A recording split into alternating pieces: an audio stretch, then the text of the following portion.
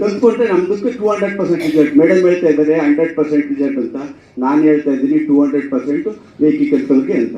Health wealth ಪ್ರತಿಯೊಂದು ಅಷ್ಟೇ, ಯಾರೇ ಆಗಿದ್ರು ಅಷ್ಟೇ. ನಾನು ಮೇಡಮ್ ಅವ್ರಿಗೆ ವಿತೌಟ್ ಇದು ಮೆಡಿಸನು ಅದು ನನಗೂ ಅಷ್ಟೇ. ನನಗೂ ಈಗ ಮೇಡಮ್ ಹತ್ರ ಬರ್ಬೇಕಾದ್ರೆ ಒಂದು ರೀಸನ್ ಏನು ಅಂದರೆ, ನನಗೆ 10 ಇಯರ್ಸ್ ಬ್ಯಾಕೇ ಆಗಿತ್ತು, BP ಶುಗರ್ ಆಗಿತ್ತು. ವಿತೌಟ್ ಮೆಡಿಸಿನ್ ನಾನು ಧ್ಯಾನ ಮಾಡಿಕೊಂಡೆ ಸುಮ್ಮನೆ ಇದ್ದೆ. ಏನು ಮೇಡಮ್ ಕನೆಕ್ಷನ್ಗೂ ಏನೋ ಆದದ್ದೆಲ್ಲ ಒಳ್ಳೇದೇ ಆಯಿತು ಅಂತ ನೋಡಿ. ರಾಘವೇಂದ್ರ ಹತ್ರ ನನಗೆ BTS ಬಸ್ಸಲ್ಲಿ ನಿಂತ್ಕೊಂಡಿರ್ಬೇಕಾದ್ರೆ ಸಡನ್ನಾಗಿ ಬ್ರೇಕ್ ಹಾಕಿ ಮಂಡಿಗೆ ಏಟಾಯಿತು. ಮಂಡಿ ಅಂತ ಹೇಳಿದ ತಕ್ಷಣ ಏನೋ ನೋಯ್ತಾ ಇದೆ, ನರ ಪ್ರಾಬ್ಲಮ್ ಅಂದ್ಬಿಟ್ಟು ನಾನು ಹಾಸ್ಪಿಟ್ಲಿಗೆ ತೋರಿಸಿದೆ.